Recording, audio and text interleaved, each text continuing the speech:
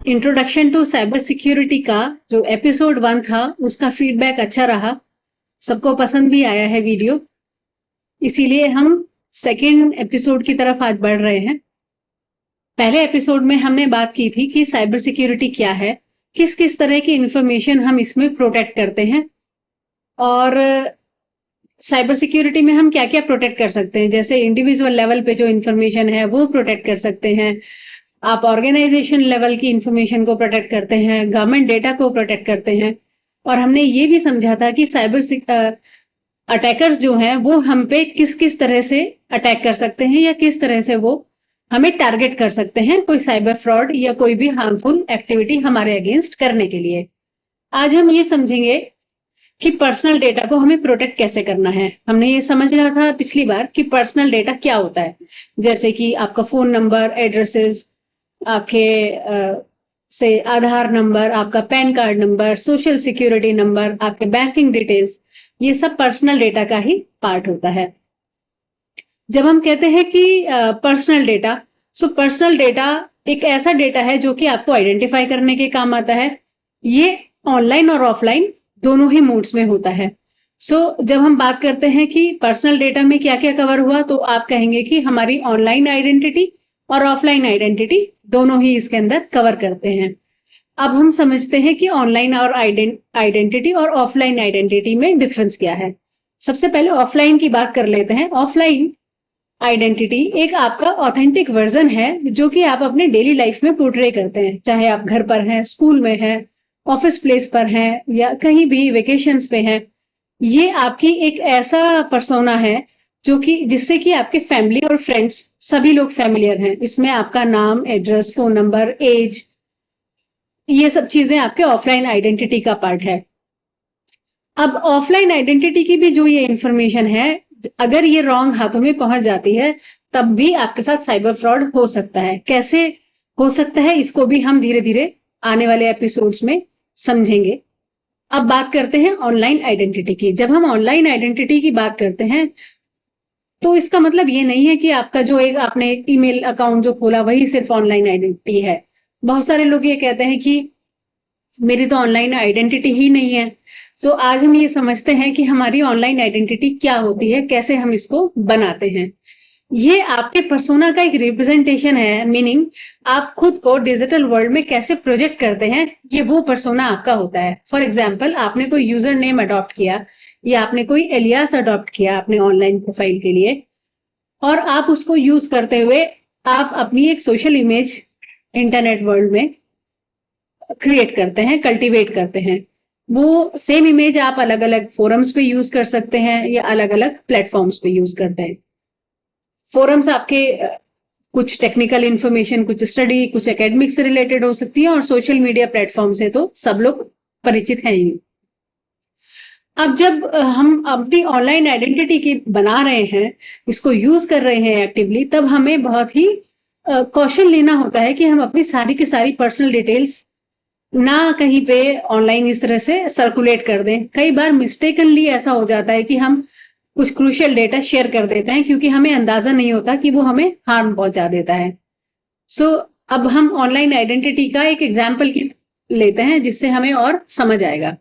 For example, कोई fitness influencer है और हमें कोई डमी नेम लेते हैं, से अदिति। अदिति जो है फिटनेस एंथुजियास्ट है और एक सर्टिफाइड पर्सनल ट्रेनर है। अब उसने सोचा कि मैं अपने इस स्किल को लिवरेज करती हूँ और अपनी एक ऑनलाइन आइडेंटिटी क्रिएट कर लेती हूँ so that my journey become successful. उसने एक अपना ऑनलाइन पर्सोना डेवलप किया जिससे, जैसे से फॉर एग्जाम्पल उसने कहा फिट लाइफ अदिति, और उसने फिट लाइफ अदिति हैंडल अपना इंस्टाग्राम पे यूज किया, यूट्यूब पर, ट्विटर पर, फेसबुक या और जो भी मल्टीपल प्लेटफॉर्म हो सकते हैं। हम सिर्फ एग्जाम्पल के लिए समझ रहे हैं। इसको यूज करके अदिति कंटेंट क्रिएट करती है। वो क्या क्या कंटेंट बना सकती है, जैसे वो फिटनेस पे कंटेंट बनाती है, न्यूट्रिशन पे बनाती है, या फिर वो कोई मोटिवेशनल कंटेंट बना सकती है। वो कुछ आपका डेली रूटीन कैसा होना चाहिए उसके ऊपर पोस्ट शेयर कर सकती है, आपके साथ कुछ हेल्दी रेसिपीज शेयर कर सकती है, या फिर सिंपल इंस्पिरेशनल मैसेजेस हो सकते हैं उसके सोशल मीडिया अकाउंट पे। अब इन सबको करके अदिति का क्या इंटेंशन है, वो सोशल मीडिया पे एंगेजमेंट बढ़ाना चाहती है, वो फॉलोअर्स लेना चाहती है। और फॉलोअर्स कैसे भी हो सकते हैं, किसी भी माइंडसेट के लोग हो सकते हैं, अच्छे बुरे दोनों तरह के हो सकते हैं, न्यूट्रल भी होते हैं। अब किसी भी फॉलोअर ने उसको कुछ कमेंट डाला, अदिति उनका रिस्पॉन्ड देती है, वो उनको एडिशनल टिप्स भी दे सकती है, यहाँ तक कि वो कई बार अपने लाइव क्वेश्चन आंसर सेशन भी होस्ट करती है। सो एक इस तरह से अदिति एक अपना कम्युनिटी ऑफ पीपल या ग्रुप उसने एक अपना डेवलप कर लिया। अब फर्दर वो कोलैबोरेशन करती है। कोलैबोरेशन करने के लिए वो किसी सप्लीमेंट ब्रांड के साथ या किसी फिटनेस अपैरल कंपनी के साथ टाई अप करती है, उनके प्रोडक्ट को प्रमोट करती है, क्योंकि उसके पास में अच्छी बड़ी कम्युनिटी डेवलप हो गई। अब इस केस में अगर आप इस तरह से ऑनलाइन इन्वॉल्व हैं, आपको अपना एक प्रिवेसी बैलेंस करना आना चाहिए। क्योंकि जब अदिति फिटनेस जर्नी शेयर कर रही है, वो आपको हेल्प कर रही है, so she has to be mindful of privacy. कितनी पर्सनल एस्पेक्ट उसे अपना या अपनी पर्सनैलिटी का शेयर करना है openly, she has to be careful about it. उसे अपना फिटनेस रूटीन शेयर करना है या नहीं करना है, she has to see that. For example, कोई एक सर्टेन टाइम पे वॉक पे जा रहा है एक पर्टिकुलर प्लेस पे, सो ये इन्फॉर्मेशन ओपन नहीं होनी चाहिए। Anyone can harm use after using this information, या उसे अपनी हेल्दी हैबिट्स नहीं शेयर करनी चाहिए, और अगर करनी है तब कितनी शेयर करे, क्या उससे कहीं किसी को हार्म तो नहीं हो रहा है, कोई इस इंफॉर्मेशन को यूज करके उसकी आइडेंटिटी तो नहीं इम्पर्सनेट कर लेगा। So she has to see this part. Further अपनी एग्जैक्ट लोकेशन उसको नहीं शेयर करनी है, अपने पर्सनल रिलेशनशिप्स नहीं शेयर करने हैं। सो whosoever is active on the social media platform और having online identity, उनको अपना privacy बैलेंस बनाना बहुत जरूरी है। अब इस ऑनलाइन आइडेंटिटी जो फिट लाइफ अदिति उसने बनाई है, एक तरह से ये उसका पैशन हो गया, और वो अपने लिए तो कर ही रही है, शी इज अर्निंग वेल, उसकी एक रेपुटेशन हो गई, ब्रांड पार्टनरशिप्स बना लिए। लेकिन यहाँ पे जो इसके साइड इफेक्ट्स आते हैं कि कोई इंफॉर्मेशन का मिसयूज ना कर ले, वो ध्यान रखना होगा। एग्जाम्पल के लिए, जब आप यूजर नेम कोई चूज करते हैं, तब आप अपना कोई पूरा फुल नेम नहीं यूज करें यूजर नेम में, या अपना एड्रेस का पार्ट कुछ यूज नहीं करें, या फोन नंबर। कुछ लोगों के यूजर नेम ऐसे होते हैं जैसे से फॉर एग्जाम्पल अदिति 2000, सो 2000 में भी उसका डेट ऑफ बर्थ है, सो वो 2000 से ये इंफॉर्मेशन रिवील हो गई कि may be 2000 has something important with her life. Plus आप अपने ईमेल आईडी को यूजर नेम नहीं बनाए, क्योंकि ईमेल को आप अपने बैंकिंग या फाइनेंशियल ट्रांजैक्शंस में भी यूज करते हैं। So you have to be careful कि आपका ईमेल यूजर नेम ना हो। फर्दर आप अपने यूजर नेम में अपने कोई पासवर्ड का कॉम्बिनेशन ना रखें, या फिर आप आपका पासवर्ड का क्लू किसी को आपके यूजर नेम से नहीं मिल जाए। ये सब चीजें हमें अवॉइड करनी चाहिए। और आपने जो ये अपनी ऑनलाइन आइडेंटिटी बनाई है, ये आपकी सोशल है, पर्सनल है या बिजनेस है, ये सब ध्यान में रखते हुए आईडी क्रिएट करनी चाहिए। सो ये हमने समझा कि ऑनलाइन आइडेंटिटी और ऑफलाइन आइडेंटिटी में क्या डिफरेंस होता है, और ये इंफॉर्मेशन अगर रॉन्ग हाथों में पहुंच जाती है तब वो आपकी पर्सनैलिटी को इम्पर्सोनेट कर सकते हैं। अब हम ये समझते हैं कि हैकर्स के पास हमारे पर्सनल डेटा कैसे पहुंचता है। You will be surprise to know कि कितने सारे तरीके हैं जिनको यूज करके साइबर क्रिमिनल्स आसानी से आपके डेटा तक एक्सेस कर सकते हैं। जैसे कि हम जानते हैं अब कि पर्सनल डेटा में हमारा नाम, social security number, driving licence number, birth date, birth place, mother's maiden name, photographs, messages, ये सब है। अब इसको यूज करके साइबर क्रिमिनल्स आपकी आइडेंटिटी को इम्पर्सोनेट करते हैं, आपकी प्रिवेसी में ब्रीच कर सकते हैं, और यहाँ तक कि आपकी रेपुटेशन को भी वो हार्म कर सकते हैं। कैसे समझते हैं कुछ एग्जाम्पल लेके। For example medical records. Let's assume कि आप रेगुलर चेकअप के लिए किसी हॉस्पिटल में विजिट करते हैं, वहां पे आपने रजिस्ट्रेशन कराया, तब आपके पर्सनल डिटेल्स चले गए जैसे नाम, phone number, age, sex, your date of birth. इसके अलावा आपका हेल्थ रिकॉर्ड भी उनके पास गया। हेल्थ रिकॉर्ड में आपका जैसे आपकी हाइट है, ब्लड प्रेशर है, हार्ट रेट है, ब्लड शुगर लेवल्स हैं, ये सारी इंफॉर्मेशन ट्रांसमिट होती है, स्टोर होती है, और आजकल क्योंकि सब कुछ डिजिटाइज्ड है तो मोस्ट प्रोबेबली ये क्लाउड पे डेटा हमारा होता है। और कई बार बड़े बड़े ऑर्गेनाइजेशंस थर्ड पार्टी वेंडर्स की सर्विसेज यूज करते हैं, जिससे कि उनके सारा कुछ सेटअप या ऑपरेशन स्मूथली चलते रहें। अब ये डेटा उनके साथ भी शेयर होता है। वो लोग इस डेटा की सिक्योरिटी के लिए उन्होंने क्या सिक्योर मेजर्स लिए हैं या नहीं लिए, ये भी एक क्रूशियल फैक्टर है।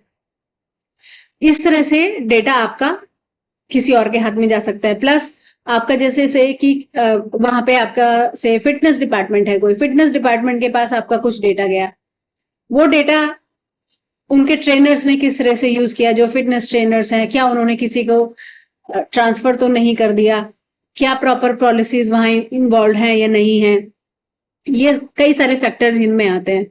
फिर आता है से इसी तरह से एग्जाम्पल हम एजुकेशन रिकॉर्ड्स, आपने कहीं किसी कॉलेज में एडमिशन लिया, आपके कुछ एजुकेशनल एकम्प्लिशमेंट्स हैं, क्रेडेंशियल्स हैं, अब आपके कुछ एकेडमिक अचीवमेंट्स हैं, आपकी कॉन्टेक्ट डिटेल्स होती हैं, उसमें आपकी अटेंडेंस हिस्ट्री होती है, आपके डिसिप्लिनरी एक्शन अगर आप पर कोई लिया गया है, if you are mischievous student, आपके हेल्थ रिकॉर्ड हो सकते हैं।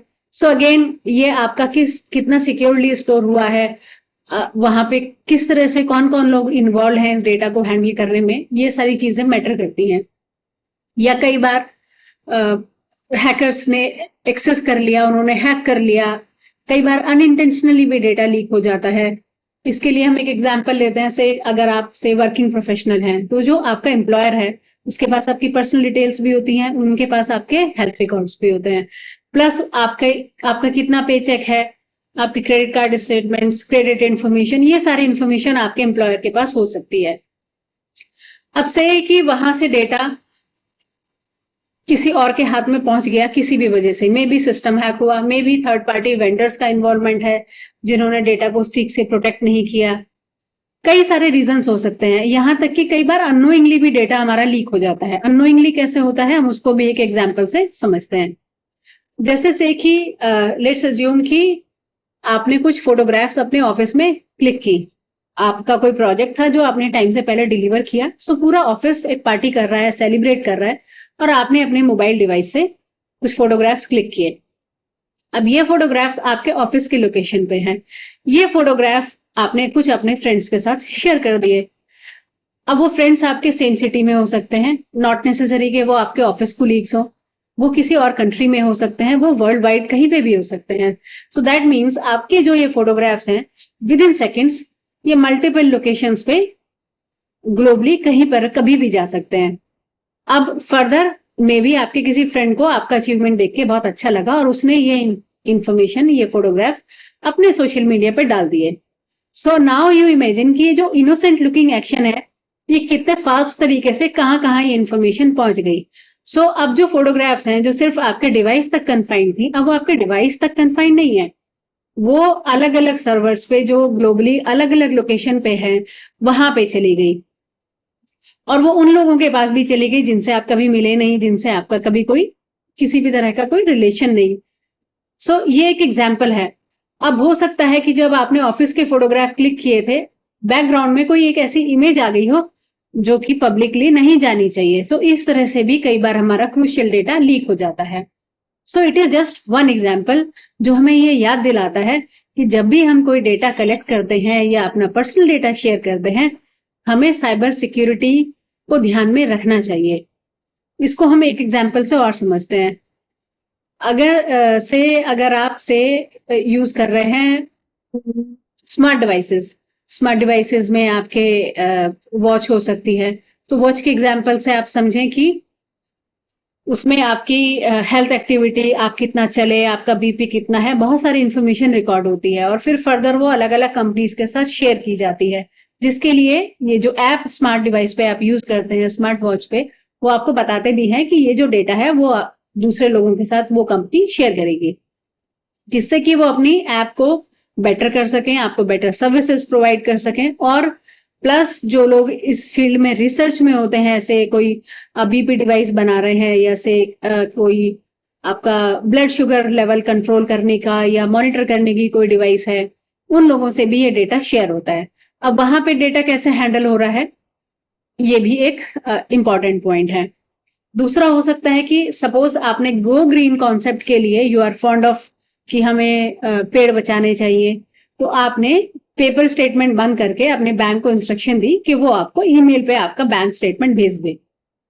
अब आप मोबाइल बैंकिंग ऐप यूज करते हैं, मोबाइल बैंकिंग ऐप सेफ है, लेकिन जब आपने अपने स्टेटमेंट को पीडीएफ फाइल को अपने, या तो आपने स्क्रीनशॉट लेके अपने फोटो फोल्डर में सेव कर लिया या आपने फाइल सेव कर दी अपने फाइल फोल्डर में, आपके पास आ गई। अब डेटा मोबाइल बैंकिंग ऐप तक नहीं सीमित है, अब डेटा आपके फोन में है और आप अपने फोन में और भी 10 या 20 एप्स यूज करते हैं। जब आप वो फ्री ऐप यूज करते हैं, वो आपसे परमिशन मांगती हैं, वो आपको बताती हैं कि हम आपके कॉन्टेक्ट लिस्ट यूज कर सकते हैं, हम आपके मैसेजेस पढ़ सकते हैं, हम आपके बिहाफ पर किसी को मैसेज भेज सकते हैं, हम आपका डेटा यूज कर सकते हैं, हम आपके फोटोग्राफ एक्सेस कर सकते हैं। सो जब आपने ये सारी परमिशन दे दी, इसका मतलब है कि जो भी कुछ आपके फोन में स्टोर्ड है, वो जो फ्री एप्स आप यूज कर रहे थे या जिन भी एप्स को आपने परमिशन दी थी, वो सारी इंफॉर्मेशन आपकी उनके पास पहुंच गई। तो इस तरह से हमने अननोइंगली, अनइंटेंशनली अपना डेटा खुद ही सबको डिस्ट्रीब्यूट कर दिया। सो जो ये हमारी वियरेबल टेक्नोलॉजी है, इसमें भी we have to be careful कि आपको कितनी कहाँ परमिशन देनी है। और हमेशा ये ध्यान रखें कि कभी भी कुछ भी फ्री नहीं होता, हमेशा वी हैव टू पे द प्राइस। कई बार प्रिवेसी है हमारी, जो हम एज ए प्राइस पे करते हैं, कई बार फ्रॉड भी हो जाता है, तो फाइनेंशियल लॉसेस हो सकते हैं, आपका रेपुटेशन लॉस भी हो सकता है। और दूसरा, जैसे सोशल मीडिया फ्री एप्स हैं या फ्री प्लेटफॉर्म है, पर क्यों फ्री है? क्योंकि वो लोग आपका डेटा यूज करके इनकम जनरेट करते हैं। वो कस्टमर डेटा के बेस पे टारगेटेड एडवर्टीजमेंट बनाते हैं और वो बेचते हैं, और वो अपने जो ये एल्गोरिथम्स या फॉर्मूलाज हैं, इसको यूज करके आपके डेटा को माइन करते हैं। फिर वो फर्दर और थर्ड पार्टी इसको डेटा बेच देते हैं, जो उनके मार्केटिंग पार्टनर्स हैं उनको वो आपका डेटा प्रोवाइड करते हैं। सो आई होप अब आपको समझ आ गया होगा कि हम अननोइंगली खुद ही अपना डेटा वर्ल्ड वाइड पहुंचा देते हैं, और कई बार अनइंटेंशनली भी डेटा हमारा इधर उधर जा सकता है। सो साइबर क्रिमिनल्स के लिए बहुत आसान हो जाता है आपके डेटा तक पहुंचना। Now you can make up your mind and you can imagine कि आपको कहाँ कितनी इंफॉर्मेशन आपने शेयर की है, और अब आपको उसको कैसे प्रोटेक्ट करना है और फ्यूचर में कितना शेयर करना है। आपके कोई क्वेरी है, आप कमेंट बॉक्स में लिख सकते हैं, आप मुझे मेल कर सकते हैं, और अगर आप मेरे साथ कनेक्ट होना चाहते हैं, तब आप हमारा टेलीग्राम चैनल या व्हाट्सएप ग्रुप ज्वाइन कर सकते हैं। उसका लिंक मैं आपको वीडियो के डिस्क्रिप्शन बॉक्स में दे दूंगी। सो आज हम एपिसोड 2 में इतना ही रखते हैं।